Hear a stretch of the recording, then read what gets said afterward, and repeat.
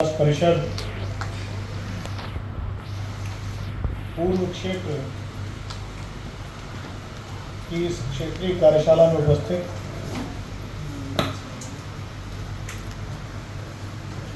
क्षेत्र की माननीय अध्यक्षा बहन सुमन सिंह जी,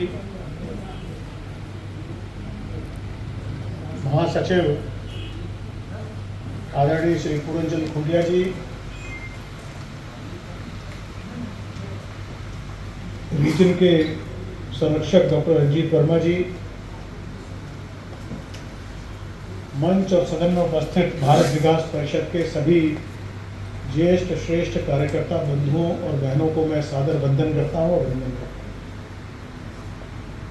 सबसे पहले मैं हृदय से बधाई देता हूं इस ईस्ट रीजन की पूरी टीम को जिसने सुंदर कार्यशाला आयोजित की है, और सदन में पूरे क्षेत्र के विभिन्न प्रांतों से आए कार्यकर्ताओं से आग्रह करता हूं कि इस रीजन की टीम को साधुवाद देने के लिए कर्तव्य ध्वनि का बंधन करें। निश्चित रूप से दूसरी बधाई इस आतिथ्य प्रांत की है, उत्तर कोसी बिहार प्रांत के कार्यकर्ता कई दिनों से लगे हैं और कल रात से तो अनवरत लगे हैं। मैं एक बार पुनः आग्रह करता हूं सदन से कि इस आतिथ्य प्रांत होस्ट प्रांत के कार्यकर्ताओं का अभिनंदन करें।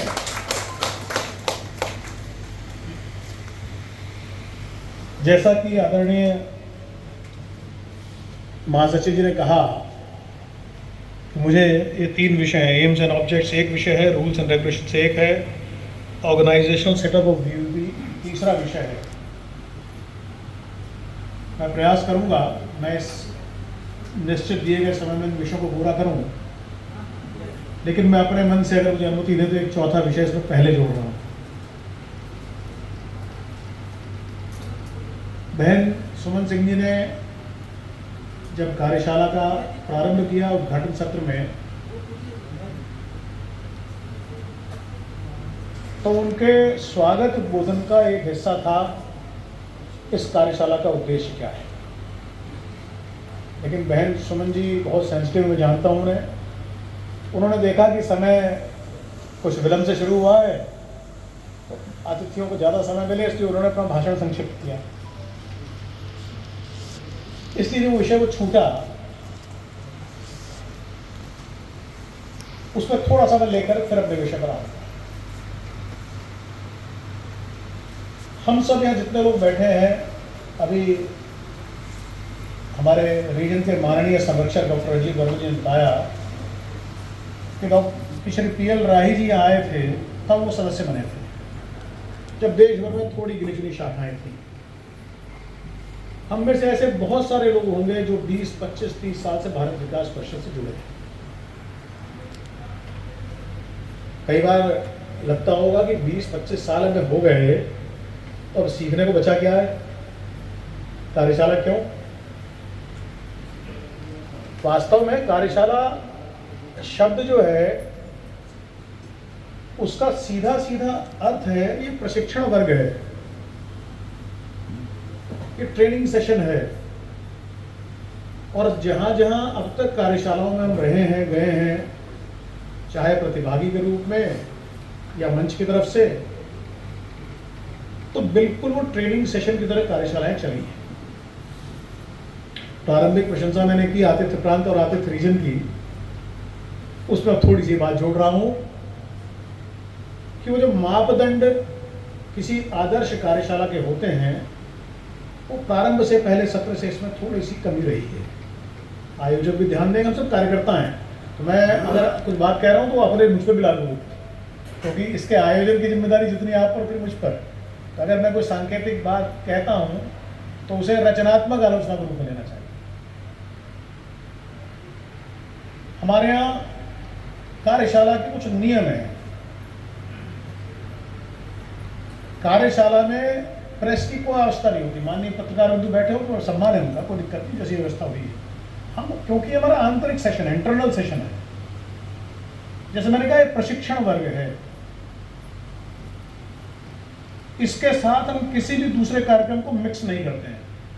यहाँ तक कि बहुत स्पष्ट कल्पना दी गई है इस बार केंद्रीय कार्यशाला में, राष्ट्रीय कार्यशाला में, कि अगर प्रांत की कार्यशाला होगी तो विशुद्ध कार्यशाला होगी, उसमें प्रांत का अधिष्ठापन भी नहीं होगा।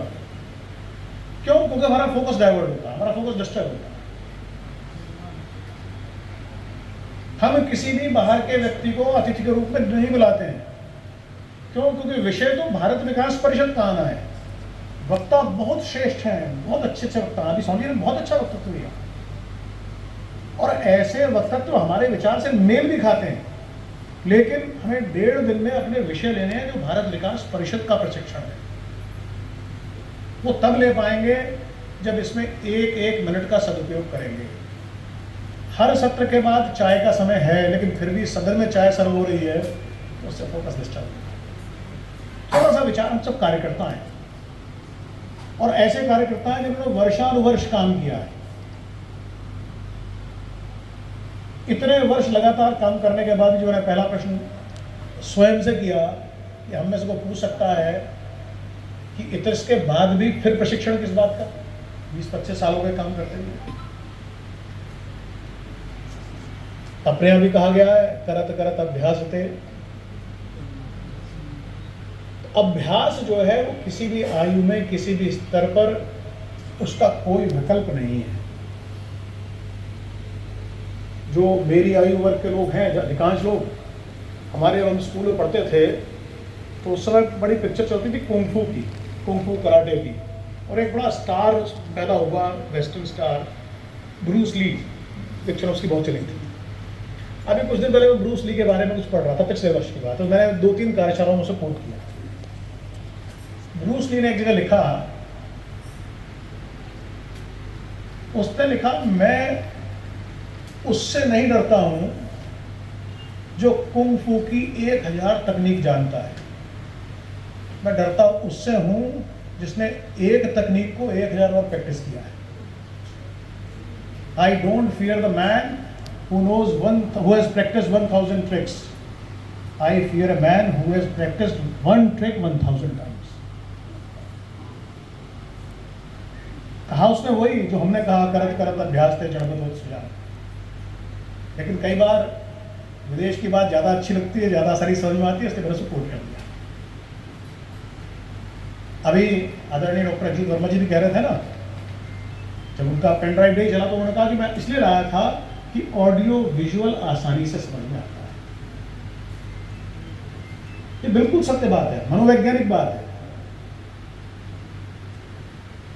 एक चीनी कहावत है, tell me and I may forget, show me and I may remember, involve me and I will understand. मुझे आप कुछ बताएंगे, कार्यशाला में बात हुई, चर्चा हुई, वक्तव्य दिया, सुना, कितना याद रहेगा, कितना याद नहीं रहेगा, सबका मापदंड अलग अलग हो सकता है, लेकिन ये निश्चित है कि वो सारा याद नहीं रह सकता। कल्पना कीजिए, अभी हमारे सत्र होंगे, संस्कार के सत्र होंगे, मैंने एजेंडा पूरा देखा नहीं। राष्ट्रीय समूहगान प्रतियोगिता के नियम यहां पढ़कर बताए जाएं। हम सबको सारे नियम याद रहेंगे ऐसा संभव भी नहीं है, ऐसी अपेक्षा भी नहीं है। लेकिन एक कार्यकर्ता उस कार्यक्रम को देखने चला जाएगा, देखने के बाद उसे स्पष्ट ध्यान में आएगा कि भाई कितनी संख्या होनी चाहिए मंच पर, पैर हिलना नहीं हिलना, वाद्य यंत्र कितने होंगे। वो जो देखेगा, जो डॉक्टर अजीत वर्मा कह रहे थे कि देखने के बाद वो दिमाग में बैठेगा। और तीसरा स्तर क्या, आज मैंने कहा, अब उसे उस कार्यक्रम का संयोजक बना दीजिए, वो इन्वॉल्व हो गया उसके अंदर। उसने एक बार वो शाखा का कार्यक्रम करा लिया, फिर क्या कभी वो नियम भूलेगा? उसे किताब देखने की जरूरत नहीं है, उसे वो नियम, involve me and I will understand. आज हम जिस स्तर के कार्यकर्ता बैठे हैं, हम सब की भारत विकास परिषद के साथ इतनी इन्वॉल्वमेंट हो जाए, involve me and I will understand, Bharat Vikas Parishad को समझने की हमारी क्षमता आ जाए, भारत विकास परिषद को समझ लें, ये इस कार्यशाला का उद्देश्य है।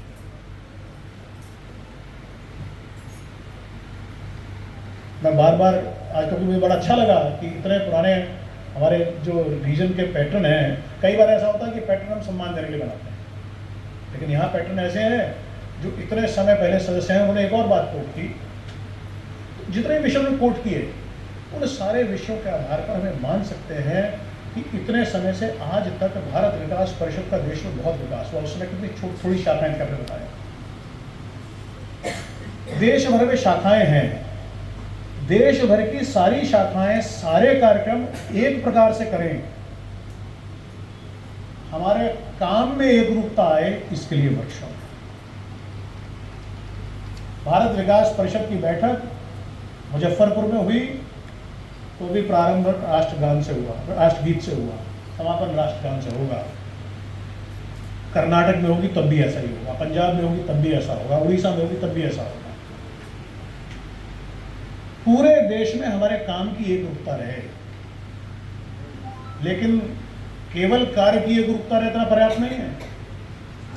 हमारी कार्य पद्धति की भी एक रूपता चाहिए, हमारी कार्य संस्कृति की भी एक रूपता चाहिए, कार्यकर्ताओं के मनोभाव की भी एक रूपता चाहिए।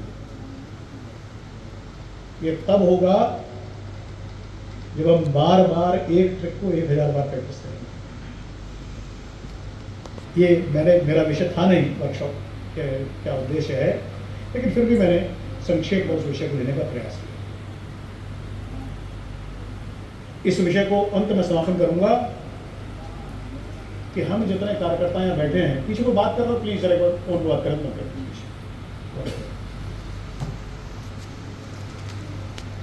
हमको साधारण सामान्य सदस्य नहीं है भारत विकास परिषद, केवल 2 लोग हैं जो शाखा स्तर से आए,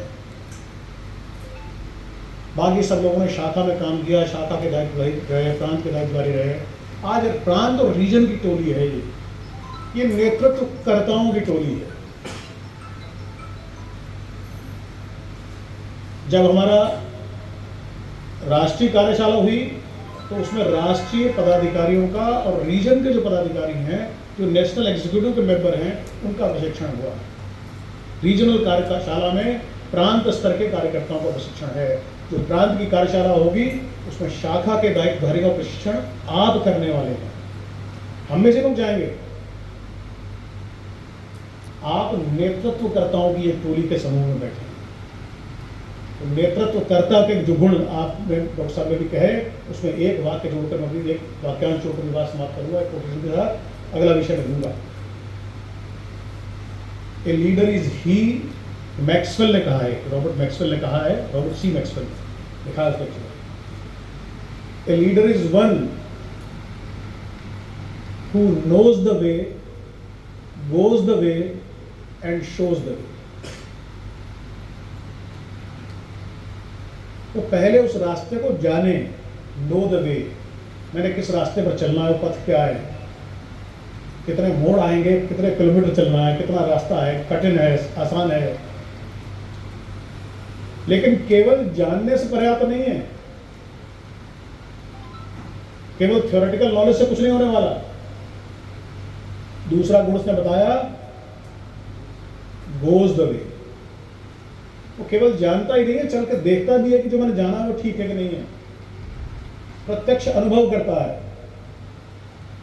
और जब जान भी लेता है, चलकर देख भी लेता है, तब वो नेतृत्वकर्ता के रूप में बाकी लोग जो उसके पीछे हैं उन्हें दिखा सकता है, शोज द वे। आज हमारा जो प्रशिक्षण है, हम एक तरह से मान सकते हैं ये नोज द वे और गोज द वे, उस पहले 2 चरणों का प्रशिक्षण है। हम जब ठीक से समझ पाएंगे तो भारत विकास परिषद की शाखा के कार्यकर्ताओं को ठीक से समझा पाएंगे। भारत विकास परिषद का काम बहुत अच्छा है, हम सब जानते हैं, पवित्र काम है, एक राष्ट्रीय काम भी है।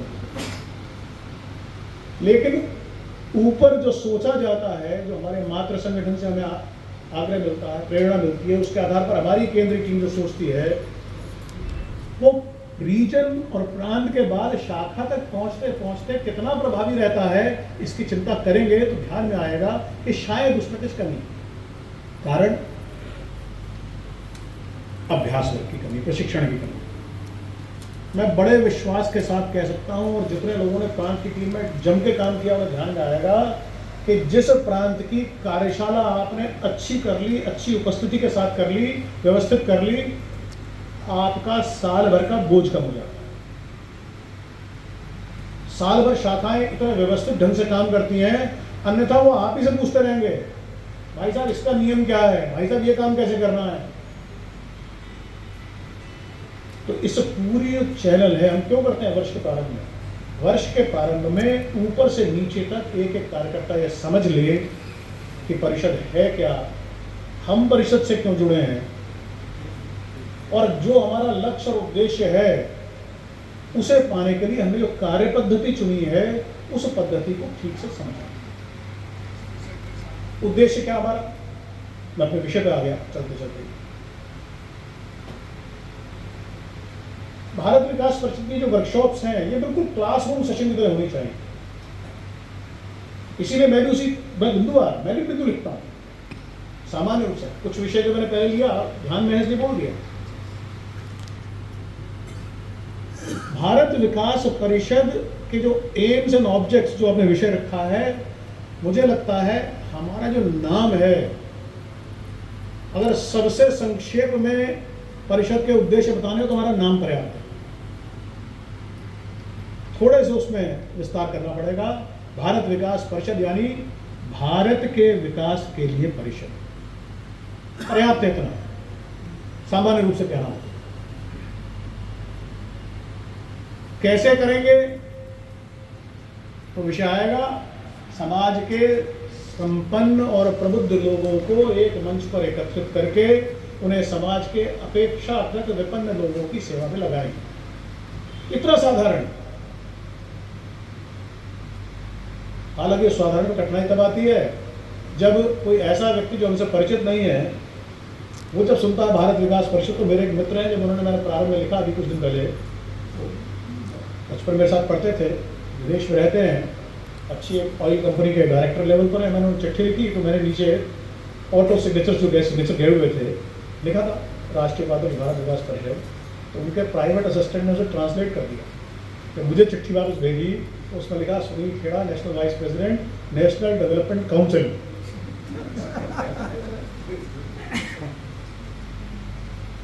तो भारत विकास परिषद हम क्या समझते हैं और लोग क्या समझते हैं उसमें अंतर हो सकता है। सामान्य रूप से किसी चर्चा करेंगे भारत विकास परिषद तो ऐसा लगता है कि देश के इंफ्रास्ट्रक्चर विकास की टीम है। नेशनल डेवलपमेंट काउंसिल बनी है देश में, ऑफिशियल भी है। किसान को सड़कें बनाते होंगे, को पुल बनाते होंगे। विकास का अर्थ तो आजकल यही गया है। लेकिन भारत विकास परिषद में जो भारत का अर्थ है वो भी कुछ मायने में अलग है, जो विकास का अर्थ है वो भी कुछ मायने में अलग है। हाँ, परिषद हम हैं, जो लिखा है वही है।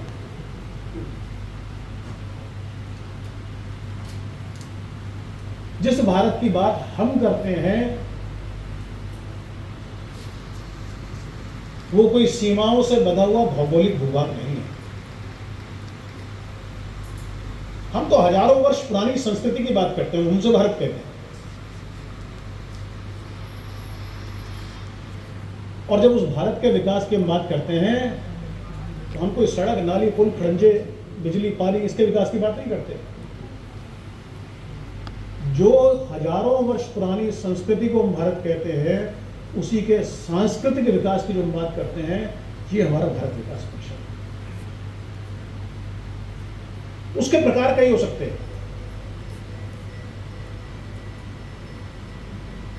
लेकिन मूल मंत्र जो हमारा है वो मानते हैं कि अगर देश की जितने भी लोग हैं उन्हें दो हिस्सों में बांटना हो तो एक हिस्सा तो वो है जो इस देश को एक भौगोलिक भूभाग समझता है, मात्र भूमि के एक से केवल भूमि मात्र समझता है, और एक वो हिस्सा है जो हम हैं जो उसे मात्र भूमि समझते हैं। ये विचारधाराओं का अंतर है, और ये विचारधाराओं का अंतर भी लंबे समय से चलता आ रहा है। देश में बहुत सारे संगठन हैं जो हमारे मूल संगठन जहां से हमारा वैचारिक अधिष्ठान हमें मिलता है, राष्ट्रीय स्वयंसेवक संघ की प्रेरणा से होती है। ब्रांचेस नहीं है, ऐसा नहीं है कि वो संघ के सब अंग हैं, लेकिन उनकी प्रेरणा से होते हैं। स्वयंसेवकों ने प्रारंभ किए, उन सब ने इसी भारत के विकास के लिए अलग अलग क्षेत्र चुना।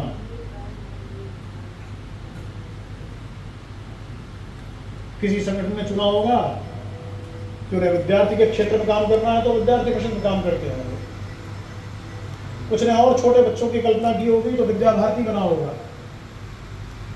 लेकिन उन सबका काम पूरा, जिसे हम कहते भी करना सुनते भी होंगे शब्द विचार परिवार, एक विचार के साथ चलने वाले सारे संगठन, उसमें हमारे जिम्मे जो आया कि समाज की जो एलीट क्लास है, समाज का प्रबुद्ध वर्ग है, समाज का संपन्न वर्ग है, हम केवल आर्थिक रूप संबंध की बात नहीं करते, इसीलिए मैंने शब्द प्रबुद्ध जोड़ा।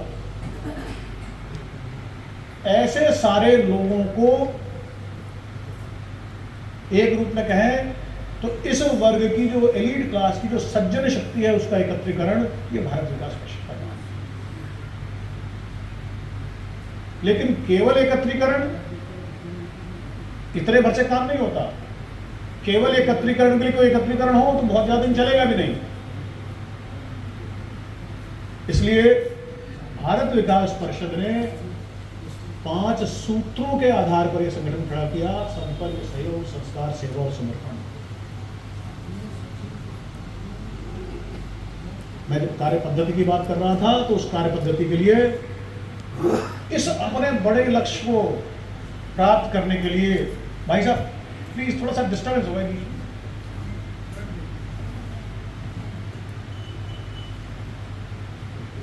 फ्लो टूटता है बोलने वाले का भी सुनने वाले का भी। प्लीज मैं रिक्वेस्ट कर रहा हूं आपसे, ये जो इस लक्ष्य के लिए हमने एक विशिष्ट कार्य पद्धति भी तय। वो कार्य पद्धति क्या है? हमने अपने काम को 4 हिस्सों में बांटा है। संस्कार के कार्यक्रम करेंगे, सेवा के कार्यक्रम करेंगे, संपर्क के काम करेंगे, और चौथा महिला बाल विकास के काम करेंगे। कुछ काम ऐसे नहीं है इन चारों में नहीं आते होंगे, उनकी कोई मनाही नहीं है, लेकिन प्रमुख रूप से जो हमारे काम है इन 4 हिस्सों में बांटा। हमारे अगले सत्र होंगे, उन सत्रों में एक एक का प्रशिक्षण होना चाहिए, जो हमारा स्टैंडर्ड एक एजेंडा तय है, जो हमारा करिकुलम तय है। मैं तो करिकुलम शब्द प्रयोग करता हूं इसके लिए। हमारा सिलेबस है हर वर्कशॉप का, केंद्र ने बना के भेजा है। उन सारे 4 प्रकार के आयामों में जो काम आते हैं उनके माध्यम से, लेकिन मूल लक्ष्य यही है। मैं उदाहरण देता हूं, कई बार हमारे यहाँ एक प्रांत है, भारत को जानो का प्रारंभ उसी प्रांत से हुआ था, वेस्टर्न यूपी से, बुलंदशहर शाखा से। अभी 5 वर्ष पहले मैं उस रीजन का महासचिव था, रीजन का नेशनल एडिशनल सेक्रेटरी जनरल था। उन्होंने एक प्रस्ताव दिया। प्रस्ताव देने से पहले क्या किया, उन्होंने कुछ शाखाओं में एक प्रतियोगिता कराई, विज्ञान को जानो, और उन्होंने कहा कि भाई साहब कार्यक्रम बड़ा सफल हो रहा है, क्यों ना इस कार्यक्रम को प्रांत स्तर पर पूरे कर लें, या रीजन पे कर लें, या राष्ट्रीय स्तर पर कर लें। हम सबको भी स्वाभाविक रूप से लगेगा कि बात बिल्कुल ठीक कह रहे हैं, कोई दिक्कत नहीं, जब 2-3 जगह एक्सपेरिमेंट हो गया, बच्चों का रिस्पॉन्स बड़ा अच्छा आ रहा है। तो मेरी उनसे चर्चा हो रही थी, मैंने उनसे कहा, मैंने कहा भारत को जानो हम क्यों करते हैं समझ लो, उसके बाद निर्णय लेना। 3 दिन बाद आए, बोले ठीक है भाई साहब यही करेंगे, आगे नहीं करेंगे। भारत विकास परिषद में हम भारत को जानो प्रतियोगिता इसलिए नहीं करते कि कोई सामान्य क्विज कॉन्टेस्ट है। बहुत सारे स्कूलों में, बहुत सारे पब्लिक स्कूलों में बहुत सारे कंटेस्ट होते हैं। जनरल नॉलेज कंटेस्ट है, ऑल इंडिया जीके कंटेस्ट है, ट्रस्ट कुछ करा रही है। भारत विकास परिषद भी क्या उनमें से एक हो गया है? बिल्कुल नहीं। ना तो हमारा उद्देश्य कोई जनरल नॉलेज टेस्ट कराना है, ना अपना प्रचार बच्चों में करना है, ना स्कूलों से हमको आर्थिक फीस के रूप में उस कंटेस्ट को फायदा लेना है। हमारा उद्देश्य उस बच्चे में जो शिशु मन है, बाल मन है, वो पूरी दुनिया का इतिहास पढ़े, पूरी दुनिया का विज्ञान पढ़े, लेकिन भारत की गौरवशाली परंपरा, भारत का इतिहास, भारत की संस्कृति, हमारी समृद्ध विरासत, चाहे वो खेल के जगत में हो, चाहे आध्यात्म के जगत में हो, धर्म में हो, संस्कृति में हो, वो उस बच्चे के मन में जाए, ये हमारा उद्देश्य है। विज्ञान को जानो, साइंस ओलंपियाड बहुत लोग करा रहे हैं। साइंस के जितने प्रश्न चाहिए हम भारत को जानो में ले आएंगे। इसलिए उन कार्यकर्ताओं को समझ में आया, जब हम विषय समझ लेते हैं हम क्यों कर रहे हैं, फिर हमारे प्रश्न स्वयं करने शुरू हो जाते हैं, फिर हमें किसी दूसरे से उत्तर की अपेक्षा नहीं रहती, उत्तर स्वयं हमारे मन में उत्पन्न होता है। ये जो भारत विकास परिषद का उद्देश्य है, हम बहुत सारे संगीत के कार्यक्रम कराते हैं लोग। क्या राष्ट्रीय समूह गान प्रतियोगिता एक ऐसा ही संगीत का कार्यक्रम है? हम सबको ध्यान में आएगा। बहुत सारे लोग वंदे मातरम प्रतियोगिता कराते हैं। पहले भारत विकास परिषद एक समय कराया करता था। गीत संगीत की प्रतियोगिताएं होती हैं, कृष्ण मनो प्रतियोगिताएं होती हैं, और बहुत सारे भजन की प्रतियोगिताएं होती हैं। भारत विकास परिषद का उद्देश्य कोई संगीत का कार्यक्रम कराने तक सीमित होता तो यह कार्यक्रम इतना पॉपुलर होता ही नहीं, ना कार्यकर्ताओं के साथ मंच होता है। उसके माध्यम से भी हम उन बच्चों के मन पर एक ऐसा संस्कार उत्पन्न करना चाहते हैं जो जीवन भर तक बना रहे। देहरादून में प्रांत की प्रतियोगिता थी राष्ट्रीय समूह गान की। मैं भी उपस्थित था अतिथि के रूप में। Convent of Jesus and Mary की टीम संस्कृत की प्रतियोगिता में प्रथम आई, हिंदी में शायद द्वितीय आई। मेरे मन में ऐसा हुआ कि भोजन के समय जो टीम आई थी, बच्चियां थी सब, उनकी माता एक के साथ आई थी। मैंने उनसे सामान्य रूप से पूछा, मैं कि क्रिश्चियन स्कूल्स में हमारा क्या प्रभाव है, इन्हें कैसा लगता है। हालांकि उनके उत्तर ने तो मेरा दिमाग बदल दिया। मैंने उनसे ये पूछा कि बहन जी, प्रतियोगिता में जब आपके बच्चे आते हैं आपको कैसा लगता है? आप ये मानिए कि वो भाव विवल से हो गई। देहरादून बड़ी एडवांस सिटी है। बोली आज से 1 महीने से उन्होंने तैयारी शुरू की है। उससे पहले सुबह शाम हमारे स्टीरियो पर और बाथरूम में पॉप म्यूजिक बजा करता था। अब ये बच्ची बाथरूम में भी होती है तो आवाज आती है तन समर्पित मन समर्पित। एक ऐसा बच्चा जो एक विशुद्ध क्रिश्चियन में, कॉन्वेंट मतलब इंग्लिश मीडियम नहीं है, कॉन्वेंट है, दोनों का अंतर समझते हैं हम सब लोग। लेकिन वहां जाकर भी अगर हम उस बच्चे का ये संस्कार बनाए रख सके, बचाए रख सके, ये भारत विकास परिषद के इस काम का उद्देश्य है। हम किसी एक, हमारा पटना में दिव्यांग केंद्र है, देश भर में 13 बड़े दिव्यांग केंद्र हैं। हम उन्हें दिव्यांग जनों को आर्टिफिशियल लिम्ब लगाकर, फोटो खिंचवाकर कुछ सर्टिफिकेट देने का काम कर रहे हैं। करते होंगे लोग, शायद गवर्नमेंट से एड भी लेते होंगे उसके बहाने। बहुत सारी स्कीम्स हैं एनजीओ के लिए।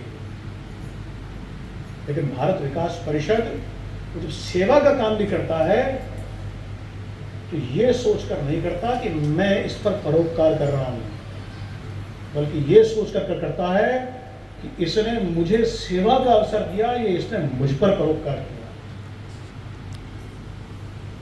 इस विचार से काम करने वाले लोगों का संगठन भारत विकास परिषद है। मुझे लगता है, मैं तो जब भी कहता हूं, नई शाखा में जाता हूं तो उनसे मैं कहता हूं कि जैसे आपके जीवन में आपका जन्मदिन महत्वपूर्ण होता है, किसी भी व्यक्ति के जीवन में सबसे महत्वपूर्ण दिन उसका जन्मदिन है। मैं कहता हूं दूसरा महत्वपूर्ण दिन वो है जिस दिन आप भारत विकास परिषद के सदस्य बने हैं। एक इतने बड़े विचार के साथ, इतने बड़े लक्ष्य के साथ और इतने पवित्र लक्ष्य के साथ आप जुड़े। सबको सौभाग्य नहीं मिलता, आपको मिला। ये ईश्वर की भी कृपा है, आपको मित्रों की कृपा है जो आपको भारत विकास परिषद तक ले रहा है। इन सारे उद्देश्यों के लिए भारत विकास परिषद काम करता है। मुझे लगता है कि उस भाव से हम इस काम को जब करते हैं तो फिर उस काम का स्वरूप कुछ अलग निखर कर आता है। ये सारी भावनाएं जो मैंने चर्चा की आपसे, ये ठीक है, लेकिन जब हम बड़ा काम करते हैं, प्रारंभ में एक शाखा थी पटेल नगर दिल्ली में, एक शाखा खुली थी, दूसरी शाखा देहरादून खुली, तीसरी कहते हैं मेरठ खुली, कुछ लोग कहते हैं शायद दिल्ली में तीसरी खुली। आज 1450 से अधिक हमारी शाखाएं देश भर में हो गई। ये भाव रखकर हम काम करेंगे, लेकिन जब इतना बड़ा परिवार हो गया तो हमें कुछ व्यवस्थाएं भी बनानी पड़ती हैं। मेरा दूसरा विषय वो व्यवस्थाओं का विषय।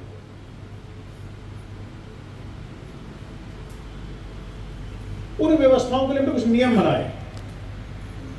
हालांकि उन नियमों की चर्चा मैं करूंगा रूल्स एंड रेगुलेशंस की, उससे पहले एक प्रख्यात न्यायविद हुए हैं, उनके शब्द हैं और जो मुझे लगता है कि बहुत सटीक बैठते हैं।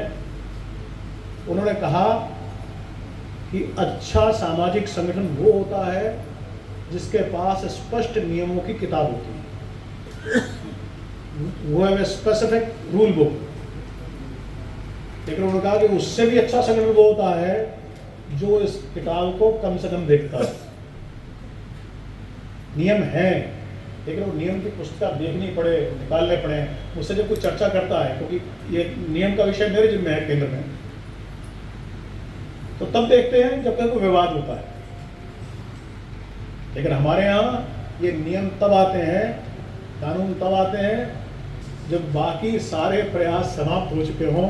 हम आत्मीयता के आधार पर काम करने वाले संगठन हैं, परस्पर प्रेम के आधार पर काम करने वाले संगठन हैं। उस प्रेम और आत्मीयता के आधार पर जब ना चले काम और सारे प्रयास विफल हो जाए, तब जाकर हमें किताब देखनी चाहिए, ऐसा विषय। तो कई बार ज़्यादा कानून देखने से भी गड़बड़ होती है, मैं करूँगा चर्चा उसकी भी। लेकिन हमारे यहाँ जो नियम है बड़े सरल नियम हैं। जहाँ जहाँ दिक्कतें आई हमने वो ठीक किए, हर बार संशोधन करते हैं। उन नियमों के आधार पर ही हमारा जो ढांचा है, उसकी चर्चा पहले सत्र में हुई है संक्षेप में। हमारा 4 स्तरीय ढांचा है। सबसे पहले ऊपर केंद्र, उसके बाद क्षेत्र, पहले जोन कहते थे, अब रीजन कहते हैं उसे हम, लेकिन हिंदी में क्षेत्र ही हो गया है, प्रांत और उसके बाद शाखा। इस शाखा के अलावा एक 5वां भी है जिसे हम ट्रस्ट और सोसाइटीज कहते हैं, उसका चर्चा मैं करूंगा। क्योंकि हम यहाँ प्रांत के लोग हैं, इसलिए मैं बहुत विस्तार से संगठनों को ढांचे की चर्चा नहीं करूंगा, हम सबके ध्यान में होगा भी। केंद्र में, केंद्रीय स्तर पर हमारे 3 प्रमुख बॉडीज हैं। Number 1 core committee, number 2 national executive committee और number 3 national council. National council Bharat Vikas Parishad की साधारण सभा है, general body of Bharat Vikas Parishad, जो हमारी सर्वशक्तिमान संस्था है, जिसमें प्रांत के अध्यक्ष, महासचिव और कोषाध्यक्ष, वित्त सचिव ये सम्मिलित होते हैं। ये हमारी नीति निर्धारण संस्था है, लेकिन उसमें 350-400 लोग आते हैं। किसी भी संगठन में हर बार जनरल बॉडी को बुलाना हर विषय के लिए संभव नहीं होता। इसीलिए उस परिषद या साधारण सभा द्वारा निर्वाचित जो कार्यकारिणी होती है, उसे यह अधिकार दे दिया जाता है कि वो तात्कालिक काम, रोजमर्रा के काम संगठन की करे।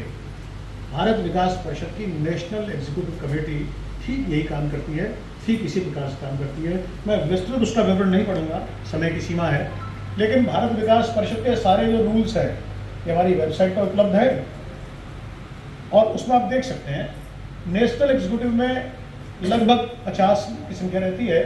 हमारे 10 रीजन के अध्यक्ष और महासचिव 20 लोग ये हो गए, 11 हमारे जो नेशनल प्रोजेक्ट कमेटीज है उनके चेयरमैन हो गए, और जो कोर कमेटी है 7 लोग हो, तो 12, 7, 19 और 20, 39 लोगों की इस समय कोर कमेटी है। इनमें एक आमंत्रित है। कोर कमेटी वास्तव में 6 की है, लेकिन आदरणीय विक्रांत जी पूर्णकालिक कार्यकर्ता है, प्रचारक हैं, तो वो इसलिए उसमें आमंत्रित सदस्य हैं। तो ये जो नेशनल एग्जीक्यूटिव है, जैसा मैंने कहा, हर रीजन के अध्यक्ष, महासचिव उसके अंदर हैं, देश भर के हैं, तो इस नेशनल एग्जीक्यूटिव को भी अचानक कोई काम पड़े तो शॉर्ट नोटिस पर बुलाना संभव नहीं है।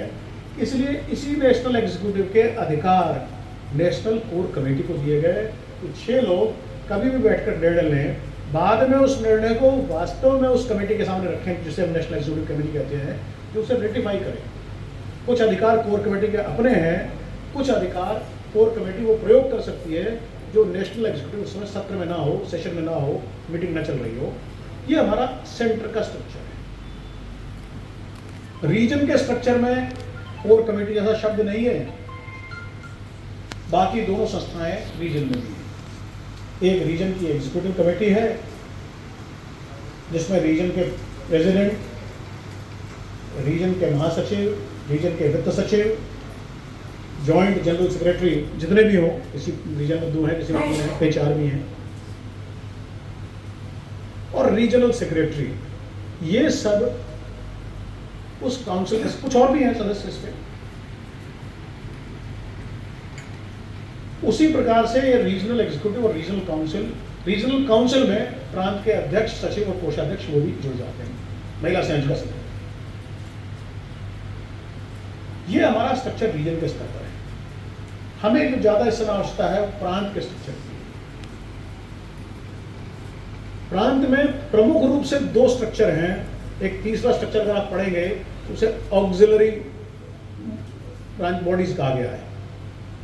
जैसे हमने वहां कहा वैसे यहाँ प्रांत की एक काउंसिल है जो प्रांत का निर्वाचक मंडल है, प्रांत की जनरल बॉडी। प्रांत का निर्वाचन प्रांतीय काउंसिल में होता है। और जो छोटी टीम है, अभी चर्चा हो रही थी बीच में, किसी ने कहा हमारे यहाँ 11 हैं, 12 हैं ना। प्रांत की जो कार्यकारिणी है वो अधिकृत रूप से 8 लोगों की है। प्रांत के अध्यक्ष, प्रांत के महासचिव, प्रांत के वित्त सचिव 3 निर्वाचित, 3 उपाध्यक्ष, 1 महिला संयोजिका और 1 प्रांत का संगठन सचिव। ध्यान करेंगे मैंने शब्द प्रयोग किया संगठन सचिव, संगठन मंत्री नहीं कहा है। ये हमारा प्रोटोकॉल है, प्रोटोकॉल के विषय में आएगा। ये 8 लोग प्रांत की कार्यकारिणी हैं। इसके अलावा आपने कोई प्रकल्प के संयोजक बनाए हैं, उन्हें आप अनौपचारिक रूप से बैठकर बुलाइए, स्थायी आमंत्रित बुलाइए, विशेष आमंत्रित बुलाइए, लेकिन कार्यकारिणी 8 लोगों की।